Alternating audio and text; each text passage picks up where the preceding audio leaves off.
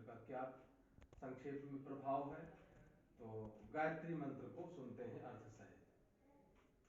गायत्री मंत्र आप सबको याद ही होगा, बोलने की आवश्यकता नहीं है, तो प्रारंभ से अर्थ ही करते हैं। तो सबसे पहले हम गायत्री मंत्र में कहते हैं ओम। तो ओम शब्द संस्कृत की अवरक्षणे धातु से बनता है, जिसका मतलब होता है रक्षा करने वाला। ओम शब्द के बहुत सारे अर्थ होते हैं, लेकिन मुख्य अर्थ हम ले लेते हैं सर्वरक्षक। तो सर्वरक्षक कैसे है? तो जहां भी हम रह रहे हैं, जिस भी पर्यावरण में रह रहे हैं, तो ये स्थिति परिस्थिति ऐसी है कि हमारी चारों तरफ से रक्षा सुरक्षा हो रही है। जो भी आवश्यकताएं हैं हमारे लिए, जितना उष्णत्व चाहिए, जितना शीतलत्व चाहिए, जितना ऑक्सीजन चाहिए, जितना भी जो कुछ चाहिए, उस अनुसार हमको संप्राप्त हो रहा है। किस व्यवस्था से? उस परमात्मा की परम व्यवस्था से। तो ओम शब्द परमात्मा का मुख्य नाम है। तो कहते हैं वो परमात्मा कैसा है? सर्वरक्षक, हम सबकी रक्षा करने वाला है। फिर है ओम भू। भू मतलब सत, सत मतलब सत्ता है, सत्ता है। फिर इसके बाद भुआ। भुआ मतलब चित्त, अर्थात सत्ता है ही नहीं, वह सत्ता चेतन है। फिर इसके बाद में है स्वाहा, आनंद स्वरूप।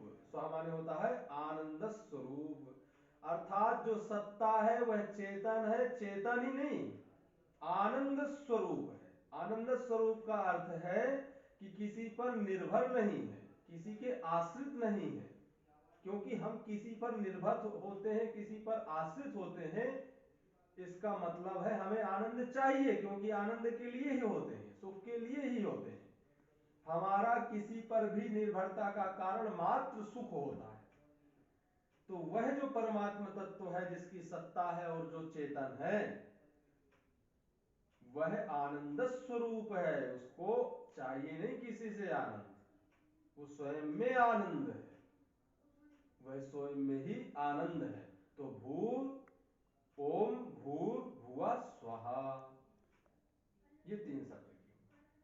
फिर तत्, तत् मतलब वह है।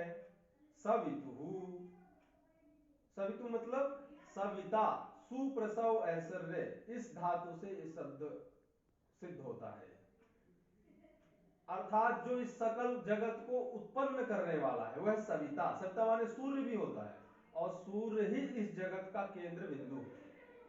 और सविता माने वह परमपिता परमात्मा भी होता है, क्योंकि सूर्य को भी उस परमात्मा ने ही बनाया है। तो तत् मतलब वह है सवितु, सविता परमात्मा, अर्थात सकल जगत का उत्पादक जो परमात्मा है, निर्माता जो परमात्मा है। वरेण्यम, वर्ण करने योग्य, वर्ण करने योग्य है, जो अपने गुण कर्म स्वभावों से जो वर्ण करने योग्य है। भर्गहा, तेज का। अब मैं यहां पर अन्वय नहीं कर रहा हूं, अन्वय मतलब इधर उधर शब्द नहीं ले जा रहा हूं, नहीं आपको लाइन से समझ में नहीं आएगा, तो थोड़ा सा समझने का उसका प्रयत्न करना चाहिए, जोड़ने का। तो भर्गहा, तेज का, किसके तेज का? उस परमात्मा के तेज का। परमात्मा का तेज क्या है? उसका ऐश्वर्य, उसके गुण ग्राम, उसकी गुण प्रभाव, ये परमात्मा का तेज है। परमात्मा का जो तेज है, धीमहि, उसका मैं ध्यान करता हूं। देवस्य भी है बीच में, भर्गो देवस्य, देवस्य मतलब देवता के। वह जो परमात्मा है वह कैसा है? देवता है। ददाति इति देवा, जो सर्वदा सब कुछ देता रहता है, लेने की आकांक्षा नहीं रखता, उसको देवता बोलते हैं। तो वह परमात्मा देवता स्वभाव वाला है। आपको वायु देता है, कभी पैसे नहीं लेता। आपको प्रकाश देता है, कभी पैसे नहीं लेता। आपसे कुछ नहीं चाहिए उसको, वो आपकी सारी व्यवस्था किए हुए है, ऑक्सीजन मिल रही, सब कुछ मिल रहा है। तो ददाति इति देवः, देने के स्वभाव वाले को देवता बोलते हैं, जो बिना स्वार्थ के देता रहता है। धीमहि, ऐसे जो सविता रूपी देवता के तेज का हम ध्यान करते हैं। धियो यो नः प्रचोदयात्, धिया माने बुद्धि, बुद्धि को, यो माने जो, नह माने हमारी, प्रचोदयात सत्य की ओर प्रेरित करे और पवित्र करे।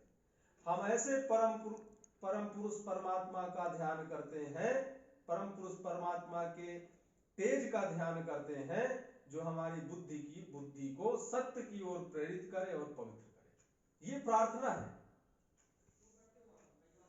ये आपने वेदों में देख लो तो प्रार्थना ही समाहित है। प्रार्थना में तीन चीजें आ जाती हैं, स्थिति, स्तुति, उपासना और अभ्यर्थना, अर्थात मांगना, स्तुति करना और उपासना, उसके समीप जाना। तो हम ये प्रार्थना करने से परमात्मा के समीपत्व को प्राप्त करते हैं, अर्थात हम उसके पास में हैं ऐसा अनुभव करते हैं। और स्तुति करते हैं कि परमात्मा आप ऐसे हो। तो जैसे ही हम स्तुति करते हैं परमात्मा की कि हे परमात्मा तुम बहुत करुणावान हो, तो कहीं ना कहीं करुणा का हम ध्यान करते हैं और इस सृष्टि का विज्ञान है, जिस भी चीज का हम ध्यान करते हैं वो हमें आने लगती है।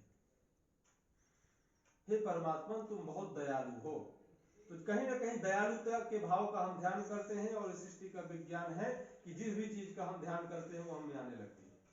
तो परमात्मा के दिव्य गुणों का जैसे ही हम अनुभव करते हैं वो हमें आने लगते हैं, संक्रमित होने लगते हैं।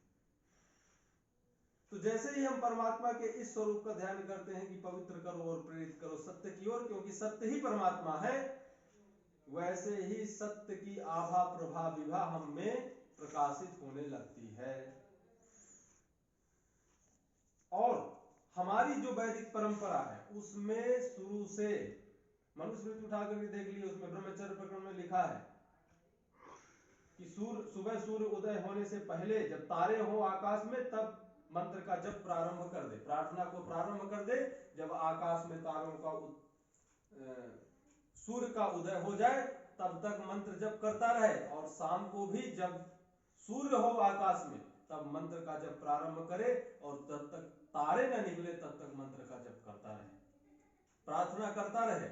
अब ये बताइए, आप हो या मैं हूं, अगर हम 2 घंटे बैठ करके, सुबह 2 घंटे बैठ करके शाम को यह प्रार्थना करते हैं कि हे भगवान हमें सत्य की ओर ले जाइए, पवित्रता की ओर ले जाइए, 2 घंटे बैठ करके यही यही यही यही प्रार्थना करते रहते हैं, और दिन में कोई भी काम करते हैं, कभी हमें झूठ बोलने की बारी आती है, कभी मिथ्या आचरण करने की बारी आती है, कभी बेईमानी करने का अवसर आता है, तो क्या हमें हमारी प्रार्थना नहीं याद आएगी कि यार दिन में 4 घंटे बैठ करके चिल्लाता हूं सत्य की ओर ले चलिए, करने क्या जा रहा हूं, बेईमानी करने जा रहा हूं थोड़े से धन के लिए? क्या वो 4 घंटे की बात याद नहीं आएगी कि सत्य की ओर जाना है मुझे, और मैं जा कहां रहा हूं? तो जब आप प्रार्थना करते हैं तो आपको ही आपकी बात याद रहती है कि मेरी तो मांग वास्तव में ये है, मैं ये चाहता हूं इसलिए मुझे इधर जाना है। ये प्रार्थना का महत्व है, यही मंत्र जप का महत्व है। इसलिए हमारी संस्कृति में संध्या काल निश्चित था, प्रार्थना करो, 1-1, 2-2 घंटे बैठ करके निरंतर प्रार्थना करो, क्योंकि प्रार्थना से ही अपनी मांग को आप ही मान सकते हैं। प्रार्थना से आपको अपनी मांग याद रहती है कि मुझे क्या हो जाना है, सत्य की ओर जाना है कि असत्य की ओर जाना है, पवित्र होना है कि अपवित्र होना है। नहीं तो हम अपनी ही मांगों को भूल जाते हैं, होना है पवित्र, कार्य निर्मित होते हैं अपवित्रता की। बस ये गायत्री मंत्र का संक्षेप में अर्थ है। इसमें आपके कोई प्रश्न हो तो कहें।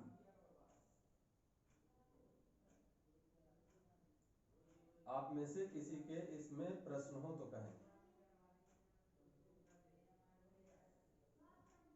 गुरुजी, गायत्री मंत्र हो या ओम चैंटिंग हो, हम लोग 3 टाइम्स करते हैं, इसके पीछे रीजन क्या है?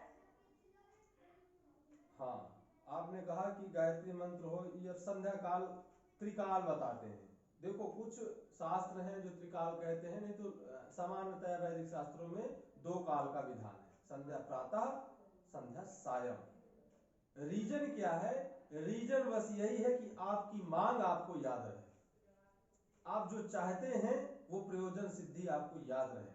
और इसमें एक ये भी रीजन है कि चित्त हमारा विक्षेप को प्राप्त होता रहता है, अपने ही कर्तव्य पथ से विचलित होता रहता है, तो कहते हैं जब तो नास्ति पातकम, जब करने से जब करने से पातक नहीं है। पातक क्या है? कर्तव्य से रहित चित्त ही तो पातक है, पाप है।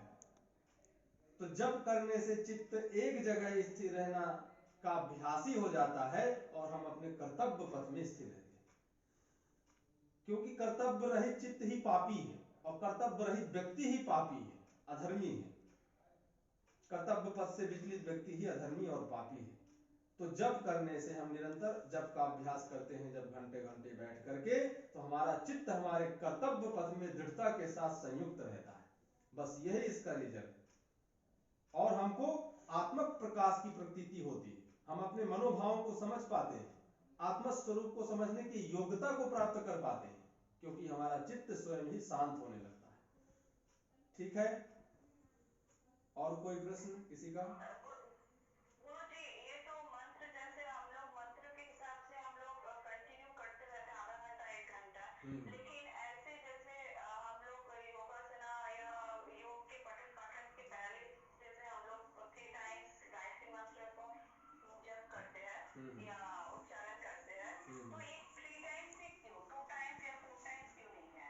देखिए यही मेरा जानना है। देखिए ऐसे तो संध्या करना है तो संध्या शब्द का अर्थ होता है संधि, तो हर क्षण में संधि हो रही है। लेकिन 2 टाइम्स ही हमारे उसमें, देखो एक तो ऐसे फिर 4 काल संध्या है। मध्याह्न की समय जब सूर्य अपने केंद्र में होता है, केंद्र में क्या, मध्य रेखा में होता है, मतलब युवावस्था में होता है, पूर्ण प्रकाश। दूसरा अर्धरात्रि में 12 बजे, और अर्ध दिन में, मध्याह्न में, दिन में, और प्रातः और सायं, ये 4 काल में श्री उपासना में उपदेशित होते हैं संध्या, अर्थात साधना का विधान। तो साधना तो हम दिन भर कर सकते हैं, दिन भर करते हैं साधक लोग। तो चित्त की निर्मलता बनी रहे, चित्त की चंचलता जाती रहे, इसलिए हम लोग उपासना करते हैं। और कर्तव्य का बोध बना रहे, इसलिए उपासना करते हैं। तो ये कर्तव्य का बोध प्रकृष्टता से बना रहे, इसलिए कुछ लोग त्रिकाल करते हैं, कुछ लोग 2 काल करते हैं, उनका 2 काल में ठीक हो जा रहा है। कुछ लोग चतुर्काल करते हैं, रात में भी करते हैं। तो ये कोई बाध्यता नहीं है, ऐसे तो दिन भर कर सकते हैं, दिन भर उपासना करो, तो ऐसी कोई बाध्यता नहीं है किसी का 1 ही घंटे में बैठ करके एकदम स्वरूपस्थ हो गए। लोग कुछ करने की जरूरत नहीं, दिन भर त्रिकाल में करने की जरूरत है ना 2 काल करने की जरूरत है। अगर हमारी अवस्था ऐसी है कि हम एकदम बैठ करके स्वरूपस्थ हो जा रहे हैं,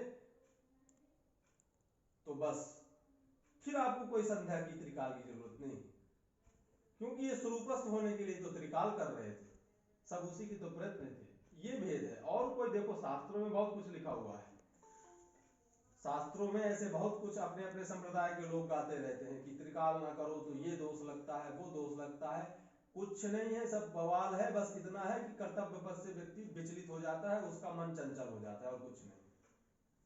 और कोई प्रश्न?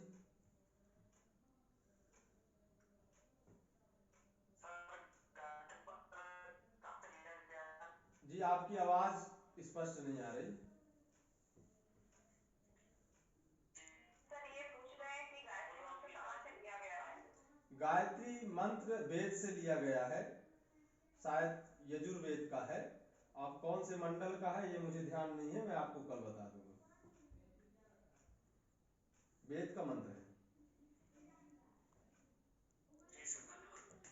स्वागतम। और किसी का कोई प्रश्न?